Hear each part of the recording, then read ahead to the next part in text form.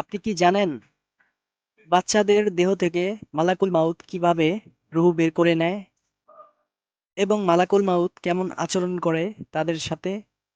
নবজাত শিশু জন্ম নেওয়ার পর মৃত্যু হলে তার আমলনামায় কোনো গুনাহ এবং কিছু আমলনামায় জমা হয় না। শিশুরা নিষ্পাপ, পবিত্র ও গুনাহমুক্ত। তাই মালাকুল মাউত কোনো কষ্ট দেওয়ার ছাড়াই বাচ্চাদের রূহ কবজ করে নেয়। মৃত্যুর পর বাচ্চাদের সরাসরি বেহেশতে নিয়ে যাওয়া হয়, যেখানে তারা হযরত ইব্রাহিম আলাইহিস সালামকে এবং তার স্ত্রী সালাহ আলাইহিস সালামের দায়িত্বে থাকে। এরা কিয়ামত পর্যন্ত জান্নাতেই বসবাস করবে। কিয়ামতের পর তার পিতামাতা কাছে চলে যাবে। যদি তাদের পিতামাতা জাহান্নামী হয়, আল্লাহর কাছে তাদের জন্য দোয়া চাইবেন বাচ্চারা।